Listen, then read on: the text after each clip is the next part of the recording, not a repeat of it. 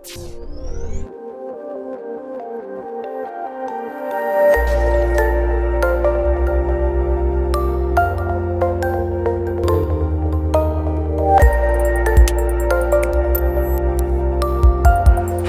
next guest is really considered, a great world specialist on Asia.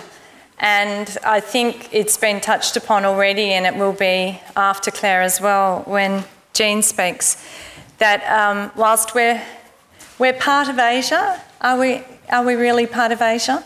We're still grappling with that. I still think that we grapple with the notion of the other. We're still certainly grappling with issues of language barriers. We have more and more Chinese and Indian students coming to this university and all universities throughout Australia, and there's not a lot of Asian and Indian students in this room. Janie assures me, as does Rebecca Coates, that their Masters in Curatorship program does have a number of Asian students, and that's terrific. But I think it has been a trend that we've attracted young Asian people more to our business and science faculties up until now, so I'm thrilled to hear it's changing. There's clearly a need for greater interface and for us to not just accept but embrace the part of the world that we live in, and I'm as guilty as anyone, but I am surely going to be making sure I go to the next CIHA conference in Beijing, and I commend all of you to look at that program, which will be coming out shortly, and to consider giving papers or being a volunteer or coming along as a student. Yeah, there's going to be lots of opportunities, and as Janie said, we've got a visiting scholar coming from Beijing who will tell us a lot more about that. But we're very lucky today to have Clare Jacobson with us. She's a Shanghai-based design writer, editor and curator. She's the author of the book New Museums in China, which was named one of the 8 best architecture and design books in 2013 by Architect magazine. She's the co-author of books on The Jigsaw City, The Asian New Town Now, which is yet to be published, and Tell Me Why, the first 24 months of a New York design company, 2003. Jacobson is a contributing editor to Architectural Record, where she writes on new projects in China. Her articles have also appeared in Architectural Review Asia Pacific, Engineering News Record, Azure, Landscape Architecture, Randian and other magazines. Prior to moving to China, Jacobson was editor and editorial director at Princeton Architectural Press for 21 years. There she originated, acquired and developed more than 120 books on architecture, design, landscape architecture, photography and visual culture.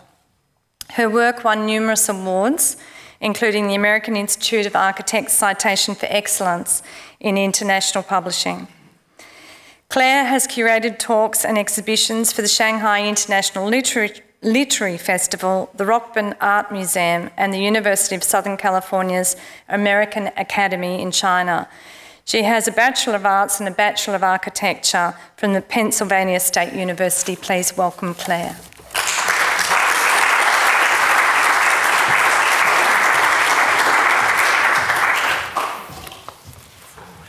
Thank you. Thank you.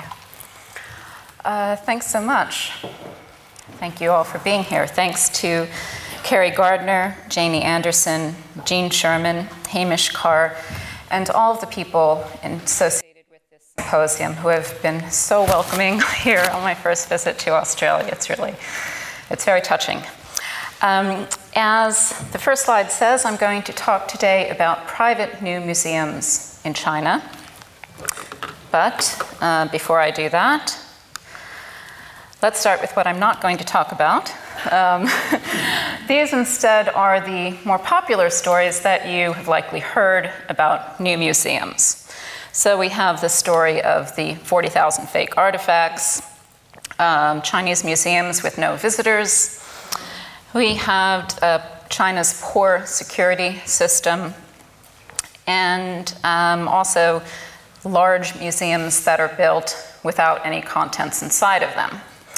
There are more stories. There are stories about the lack of good curation, about using museums more for political functions than for exhibitions, shows that are paid for by their artists, buildings that are built to give developers more land. I don't discount these stories. They're obviously very important, and they need to change for the future of new museums. Fiammetta did a great job in her article in The Economist in covering many of these and mentioned some this morning. But there is another story about new museums in China. This is an optimistic story from an optimistic American, and this is what I'll talk about today. So instead, this is a story of the current museum building boom that is happening nationwide, a story of the production of important works of architecture on a grand scale. These buildings suggest that architectural production in China is moving from the necessities of its rapid urbanization to the niceties of culture. Here are some examples from my book, which is a survey of 51 new museums from the last 10 years. There's a cover of the book. I'm sneaking in this like a popcorn ad in a movie. My publisher will be happy with that, I hope. And here is some of the good news about these new museums, which I'll go over briefly. First off, museums form the cultural and architectural hearts of China's rapidly urbanizing centers. Museum buildings tend to be the exceptions in what are otherwise mundane buildings that are filling China's cities. So as the church or the town hall is used as the center of many Western cities, so museums and other civic buildings are creating centers throughout China. Number two, between 2000 and 2011, China built 1,198 museums, 395 in 2011 alone.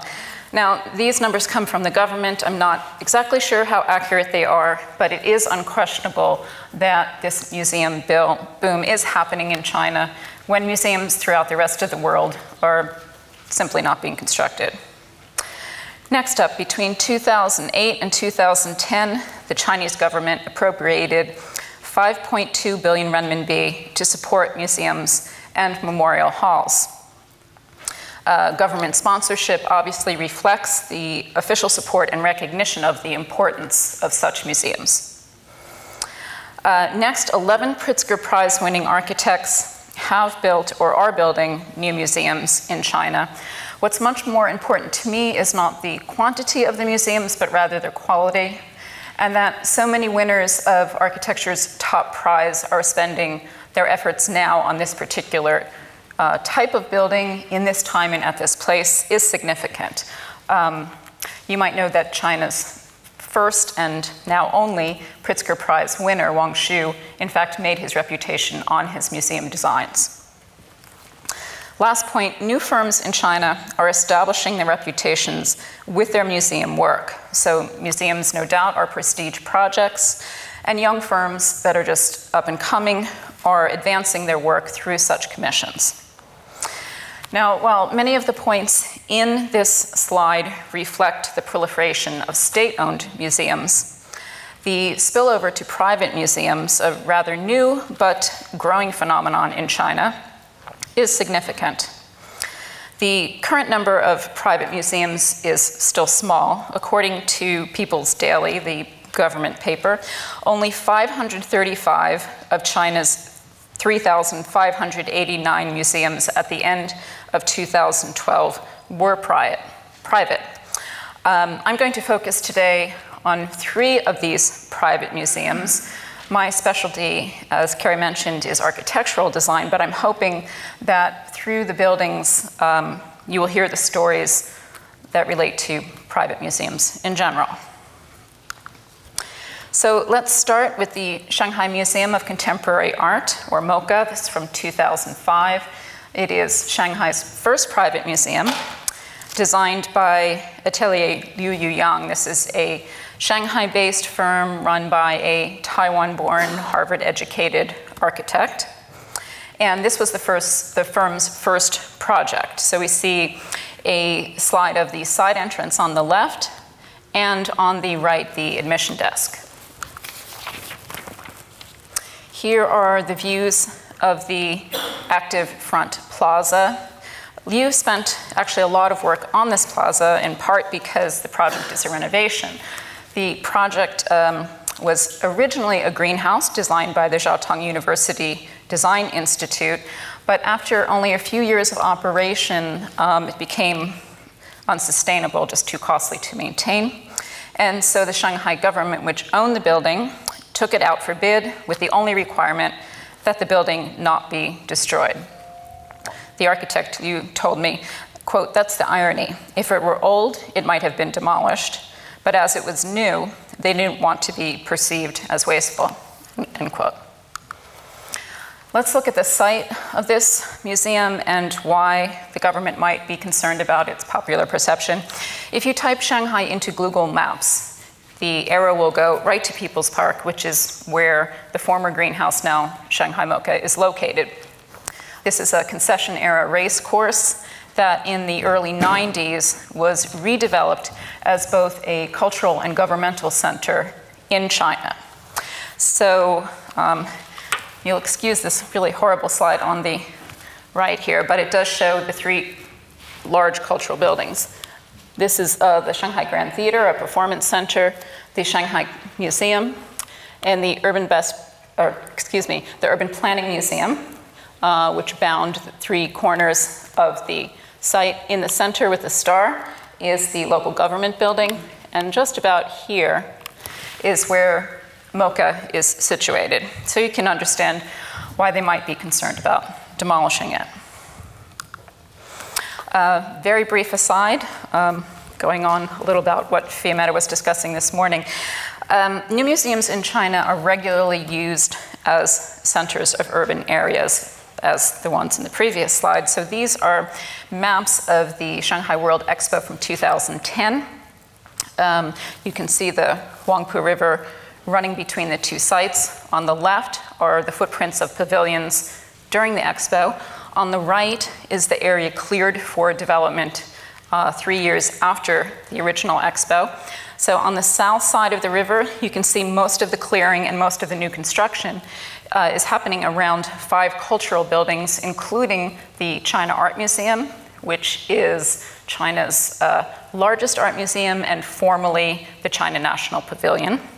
On the north side of the river, you see the smokestack indicates the Power Station of Art, China's first state-sponsored museum of contemporary art, and that anchors an area called the Urban Best Practices Area. Interestingly, they just announced this month that they are issuing a call for a competition for 3 curators to give awards and produce shows for the upcoming Shanghai Biennale. Anyway, you can see in both of these slides that the urban planners of this area obviously had very specific intent to center new development around these cultural centers. Okay, back to Shanghai MoCA. So Samuel Kung, a Hong Kong jeweler, made the winning proposal for the renovation of the building. And as I mentioned, it was Shanghai's first private museum. So here are some images from exhibitions at the museum. On the left is a really wonderful exhibition from the sculpture department of China Academy of Arts, which I visited on my first day in Shanghai over 4 years ago. And on the right is the absolutely extremely popular current show of Yayoi Kusuma's work. You can see the long line up top of people waiting for an installation room on the second floor. And if anyone is concerned about attendance at museums, you should see the daily line outside of this museum, filled with 20-something Chinese people, which is a wonderful sign. So exhibitions at MoCA have varied from a show of university-based architecture proposals to major shows on Pixar and Christian Dior and whatnot. Shanghai MoCA operates more like a Kunsthalle than what we might know as a museum. That is, it has no permanent collection. There are, in fact, 2 different words for museum in Chinese. You'll excuse my really bad Chinese pronunciation, but Meishuguan is an art museum, which is this Kunsthalle model. And Boulguan is a culture and artifacts museum, much like the city-operated museums and their local collections. The museum has uses beyond its exhibitions. On the left is a children's play area on the second floor, and on the right is an open deck that's now used as a restaurant. And here's the centerpiece of the interior renovation, a central ramp that was set on the columns of the original greenhouse. The architect cites both Frank Lloyd Wright's Guggenheim Museum and the on-ramps to Shanghai's intercity highways as inspiration for this ramp. So Liu talks about the opportunity in designing Shanghai's first private museum. He said, "We decided it would be different from a governmental museum. It would be much more transparent and fun," end quote. And I think that both in the open architecture and in the continually interesting and varied exhibitions, MoCA has succeeded in this. Let's move to the second project in my discussion, a much more recent project. This is the Sifang Museum in Nanjing by Stephen Hall. For full disclosure, this architect is actually responsible for my career. The first book I worked on was his monograph called Anchoring, way back in 1989. So Hall is an architect with a lot of museums in his portfolio. From left to right, you see his work at the Kiasma Museum in Helsinki, Finland, at the Nelson Atkins Museum in Kansas City, Missouri in the US, and the Herning Museum in Denmark.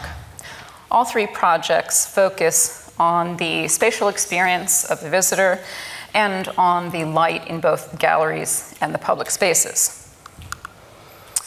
Here we see Hall's early watercolor study on the left and the finished building on the right.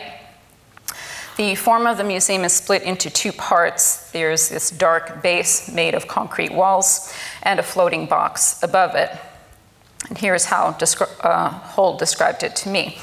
Quote, "It's like an urban plan. The base is the city, and then out of the city rises some iconic figure. For me, it is a meditation on the Western perspective in relation to space and China. So the building really is about space and about the movement through space and the perception of space." So for Hall, the base suggests a kind of Eastern-inspired parallel perspective that you might see in Chinese paintings, whereas the top explores Western ideas of space, specifically the vanishing point. Here's how it works in plan. The C shape is the Western-inspired form, and the lines below it indicate the Eastern-inspired base. The building's material reflect this differentiation. You see on the left, the heavy concrete walls, and on the right, this light steel frame.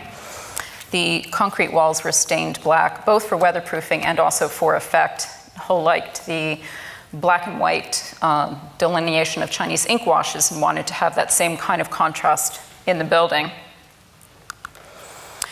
And another view of the final result. So the concrete actually uses bamboo, local bamboo in the formwork to give it this kind of natural effect. And the facade of the upper area uses ultraviolet resistant polycarbonate imported from Israel, which is pretty much the opposite of local material, but it gives it a good effect. And here's a view showing the building in its site and a watercolor study of the same. Now, if this doesn't look like what you might imagine Nanjing to look like, that's because it does not exist in the center of town. In fact, it's across the river in the Laoshan National Forest Park. The window on the left provides this vanishing point view back to the city. You might also see in this picture that the form suggests a gate, and this is not unintentional. This building is the entrance building to the China International Practical Exhibition of Architecture, or CIPIA, which was conceived in 2003 by owner Lu Zhen. The CIPIA complex, curated by the architects Lu Xiaokun and Arata Isesaki, was planned to include many buildings. You can see some of them here. The project itself has been delayed in its completion, no doubt because of the expense of it, and importing materials from Israel is not really cheap. But here are some of its completed or nearly completed buildings. So here we are. This is a view from the museum. In the foreground is Isasaki's conference center.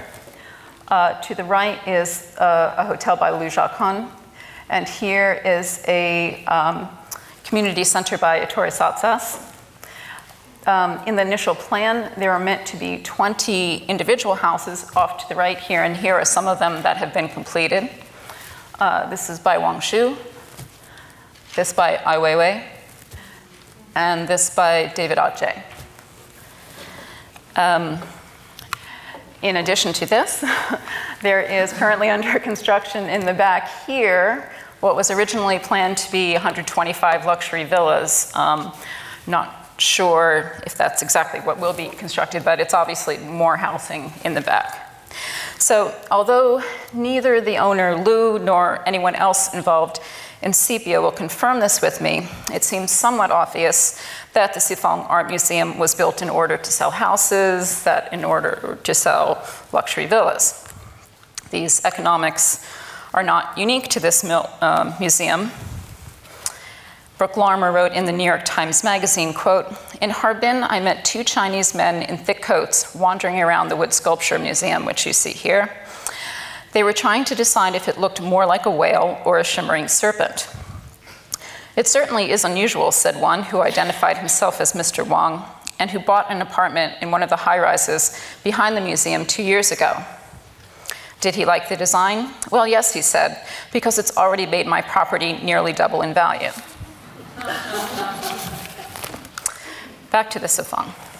So here are some views of the interior. On the left is an initial rendering by the architect. The museum was initially intended to be an architecture museum, so you see some architecture renderings on the wall. In the center, a shot from a site visit in June 2012. At this point, the art against the walls is the owner's, Lu Zhen's, being ready to be hung. And on the right, a shot from a few months later in September 2012 with no art on view. My guide at the time told me that the art in June had been placed there for a governmental visit, and it seems once the government left, so too did the artwork. But happily, the museum finally did open last November. This long time between the building's completion and the museum opening didn't seem to faze the architect too much. Hull told me in the summer of 2012, quote, "For me, the building exists fine because it's about space and experience of space. It doesn't need to be filled with whatever in order to be a relevant thing." Hull is not alone in considering the success of his museum building independent of its art. And in complete fairness, museum architects often have to do this, as they are often asked to design a museum without a specific collection in mind.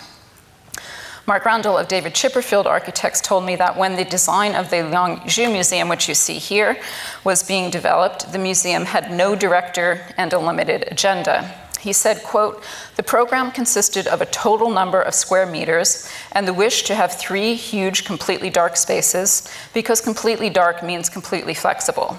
So that was our brief."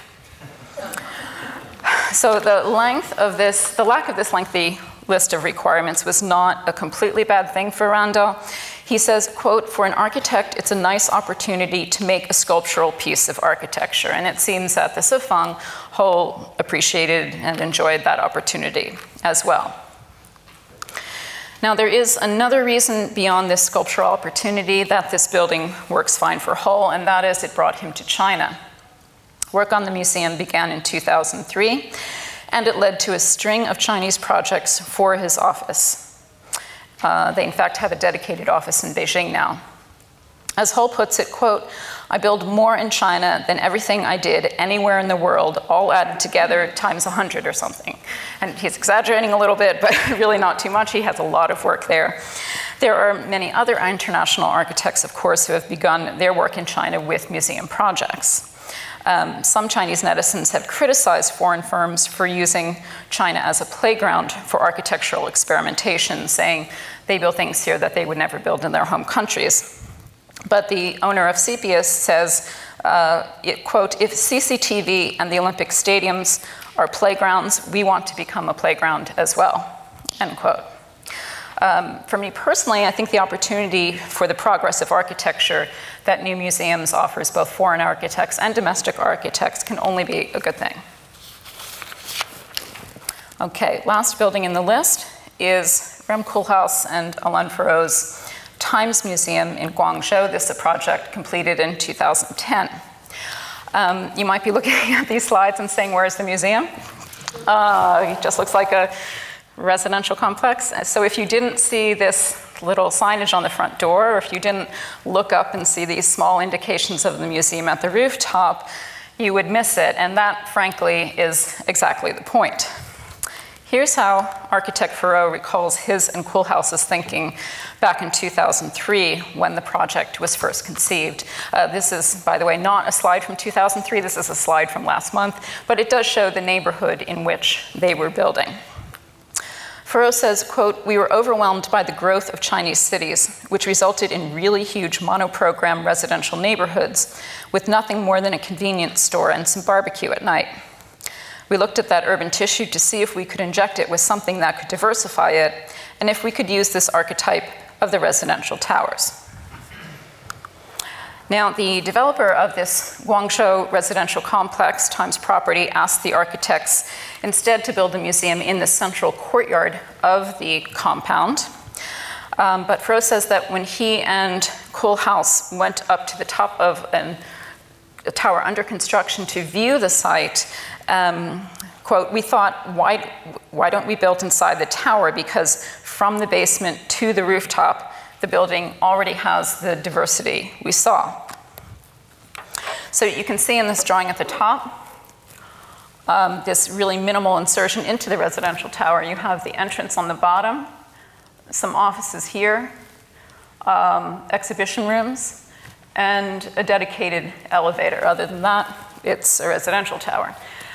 Here's a plan showing the 3 exhibition rooms that are on the street front and a large exhibition room that faces the interior courtyard of the complex. Here we have on the left a view from the museum towards the central garden. You can see how similar these real residential towers look to the residential tower holding the museum. And on the right is the building that was built in the center of the garden. I'm frankly not sure what this building was, but when I was there, it was boarded up and access via bridges was cut off. So it's obviously not been as successful as the museum. So you may say, what kind of museum can come from a developer? Here's how Zhao Qi, director of the Times Museum, explained to me the advantage of working at a privately funded museum. He said, quote, state-run museums, of course, have stable funding and resources, and they might have the best location in the city. But there are restrictions. They usually don't have much freedom in their programming. In China, a lot of state-run museums don't really have self-initiated exhibitions. As a privately funded museum, we have respectability, we have freedom and independence. We may have more niche and unique positioning, end quote. The New York Times writer Kevin Holden Platt puts it a bit more bluntly. He says, quote, many state-run cultural centers have declined to exhibit experimental Chinese art since its inception in the 1980s, and artists who reflect irreverently on China's communist past have been subject to state censure. Conversely, private galleries and museums that have emerged since the turn of the century have provided scattered sanctuaries for contemporary artworks, end quote. So here are some examples from 2011 and 2012 that show the experimental nature of the work at Times Museum. And here are some photos from last month when there was an international film festival, some video art, and a sculpture by Tong Shu created during an artist residency at the museum. I couldn't really ascertain during my visit how well the museum was attended. I was there during the day, and the focus at the time, right before Chinese New Year, was an evening film festival. But I have to say that I was impressed in my short visit by the museum's use. It was the architect's goal, of course, to integrate the museum into its community. And so seeing the woman on the left take her child up to the museum floor to feed him, and seeing the many children on the ground floor at this lobby bookstore entrance using it as a library play space would have made them very happy. And I must say, it makes me happy too. I think one of the keys to the success of new museums in China is their use and acceptance, and different models of use that still put people in touch with art is really just fine by me. Let's move on to some very brief points before I close up. You might think that the Times Museum is an anomaly in new museums in China. You're likely more familiar with these very large, standalone, headline-grabbing buildings. On the left, we have Lu Yiqian and Wang Wei's Long Museum, designed by Zhang Song. This is their museum that opened in 2012, not their even larger museum that's opening this year. And on the right is Buditek's Yutz Museum, designed by Su Fujimoto, which had a soft opening that is pre-exhibition opening in January. But there are other examples besides the Times Museum of sneaking a museum into a larger structure. This is a museum in a hotel by a Shanghai firm. This is a Westin hotel in Xi'an. You can see the street front scene there, but on the right is a view of the basement level museum, which has a just amazing collection of ancient mural paintings from the Hong Kong collector Peter Kwok. You can access this museum either from the hotel or from stairs directly from the street. Next, a museum in a skyscraper. This is the Poly Art Museum by Skidmore, Owings and Merrill from 2007 in Beijing. I'm stretching it a bit to call this a private museum, as Poly is a state-owned enterprise, or SOE, which is a uniquely Chinese kind of company. Poly sells explosives and collects art, which is also a uniquely Chinese kind of thing. But anyway, the museum houses a really wonderful collection of bronzes and stone Buddhas, and also has some of the bronze heads from the Zodiac Fountain of Beijing's Old Summer Palace. But it itself, the museum itself, is this lantern-like insertion into the glass facade. And because it's designed by SOM, an old Chicago firm that loves structure, it's hung on this crazy cabling system. I do appreciate how it literally pops out from the rest of the business offices there. Next up, a museum in a shopping mall. This is Arata Isasaki's work from 2012. It was initially meant to be a museum in an office building. The program changed a bit. So on the right here is a hotel. Here is a shopping mall. Here an entrance. And the museum is snuck in here. It actually remains to be seen if the museum will indeed function as a museum, but that's a story I mentioned I'm not going to discuss. So while I'm here discussing shopping malls, I want to present the K11 art space. This is not technically a museum, far from it, but it suggests to me some very interesting prospects for exhibiting art in China. So K11 Art Space is part of K11 Art Mall, the brainchild of Adrian Cheng of the Hong Kong-based Chow Tai Fook. And the mall is a 2013 renovation of the lower floors of a skyscraper on Waihao Lu, which is one of Shanghai's main shopping streets. So on the left, you see an overview of the main entrance. And on the right is Damien Hirst's sculpture, Wretched War, which stands in front of a glasses store. It's one of several projects, several pieces of art that are positioned throughout the mall, in elevators, at the head of an escalator, etc. But in addition to these scattered pieces, there is this dedicated K11 art space. You get here by descending another escalator to a rather anonymous basement, but once there is a surprising wealth of art. When I visited last month, there were 4 ongoing exhibitions, including this one. This is The Real Toy Story, a show by the German-born, Hong Kong-based photographer Michael Wolff. In addition, K11 often offers frequent lectures and weekend events for children. It is really one of the most active venues of art programming in Shanghai. And it frankly may be that I've just been in Shanghai too long to be so enamored by a mall, but I think it does offer an intriguing model. K11, of course, is not the only art space where commercial and cultural interests overlap. While many understandably regret this new reality, not everyone does. At a 2012 symposium in Shanghai, Philip Dodd, chair of London-based consultancy Made in China, questioned new Chinese museums that copy Western precedents for architecture, curation, and audience development. He said, quote, "The danger is that China will build museums that follow models of the 20th century." He also said that Chinese examples that blur public and private designations and that are open to commercial funding might suggest a more valuable future for museum everywhere. All right, I'm going to end with a super quick look at, we have time? We have time. A super quick look at the future of private museums in China, because everyone wants to see the crystal ball. I'm frankly not certain if any or all of these will be built, but they do suggest a new direction for private museums. First, the Yinchuan Art Museum in northern China.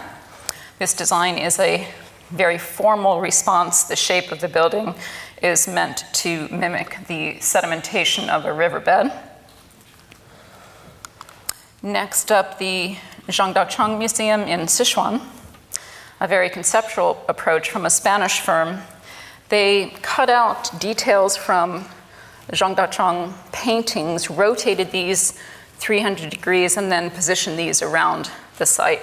Now, unfortunately, because of the current price of Zhangdacheng art, there might not actually be any of his work in the museum dedicated to him, but they're working on that through a California collection. I wish them well on that. And lastly, the Tea Art Museum in Hunan.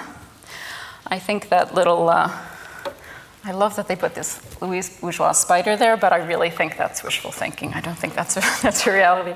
Architect Fan Ling told me that the Tea Art Museum, quote, becomes a kind of embryo to cultivate the art instead of trying to put all the art in place. I want to discover a space that has the capacity to make some kind of contemporary art sense emerge. And this is the resulting very formal approach. Like the other future museums in this small set, it's designed to be 1, big, and 2, iconic. No more museums hidden in a little residential tower, it seems. While the architect of the privately funded Museum of Handcraft Paper told me, quote, state-owned museums typically are more interested in form and trying to build a new image for a city as a cultural icon for urbanization. Private museums are more diversified, more specific, end quote. And I agree that in general, private museums do tend to be less iconic and more responsive to their locales. But again, this extremely small set suggests that larger, more sculptural private museums are on their way. What is the ultimate future for these kind of museum buildings? I have no idea, despite my optimism, but I will offer 2 possibilities, both based on New York precedents, simply because that's the city I know best. So the first is that the bold architectural statements behind these museums will affect art and exhibitions. And here's, of course, the classic Guggenheim example. On the left is the first exhibition in 1959, where the curators struggled with how to put these rectangular oil paintings into this rounded and curved building. And on the center and right are 2 more recent exhibitions where the artist obviously responded in part to the space. Now, no doubt the changes in art and curation since 1959 affected these art pieces to a great extent, but I think it's also evident that Wright's building has had some effect, and I expect this is what Fan Ling had in mind for his tea art museum, to become an embryo to cultivate art. So who knows, wishful thinking on that. But here's another alternative for the future of iconic museums based on some more New York examples, and this is the possibility of reuse. On the left, you have a former church that was used for many years as a nightclub and is now used as a marketplace. In the center, a former bank hall, now used as a winter flea market. And on the right, an armory, now used as a performance space.